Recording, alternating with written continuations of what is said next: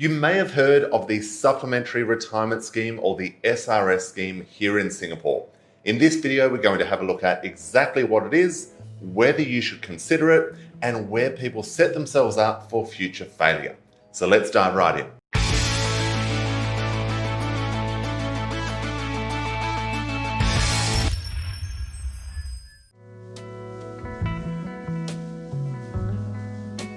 Hi there, I'm Jarrad Brown, Australian expat financial planner here in Singapore, and today we are having a look at the Supplementary Retirement Scheme.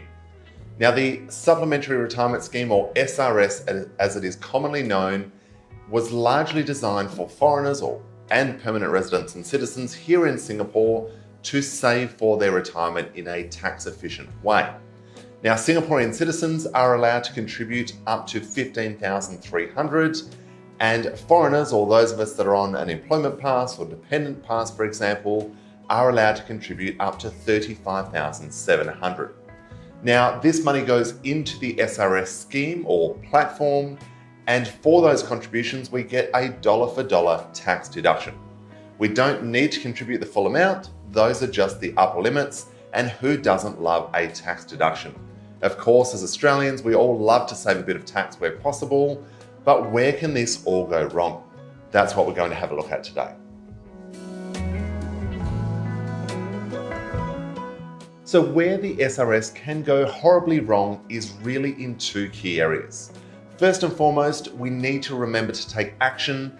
Any money that you contribute to SRS is not automatically invested. There is no guaranteed rate of return. It is not like CPF where you have these safety nets where it will be invested for you. So you need to either seek the assistance, the guidance of an advisor to invest this money for you, or you need to be going and doing it yourself, because given inflation rates are so high at the moment, in real terms, you will be going backwards if that money is not invested. But where it becomes particularly problematic is really on the withdrawal side. So the SRS system is designed to save for our retirement, and that is exactly how the rules are structured. So if we withdraw money from the SRS portfolio or platform prior to the statutory retirement age, which is currently 63, then 100% of that withdrawal is now taxable, and we get hit with a 5% penalty. So all of those earlier tax deductions we enjoyed in those previous years are now fully wiped out, and we're getting hit with a penalty.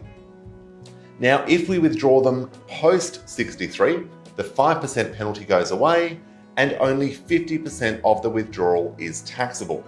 Not that bad, we got the deduction up front, so there's a bit of a bonus, and only part of it is taxable on withdrawal. Doesn't sound too bad, right?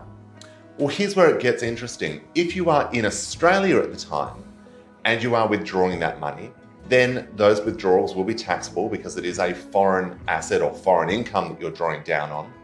If you're not at the statutory retirement age yet, then all of the gains within SRS, the capital gains, the dividends, currency gains are also going to be taxable in Australia.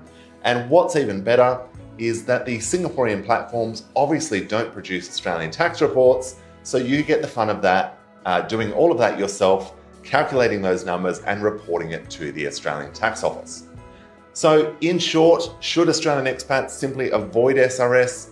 Look, not all the time, but you certainly need to tread with caution. Don't simply get sucked in by the tax deductions and ignore the future obligations or where it could go horribly wrong.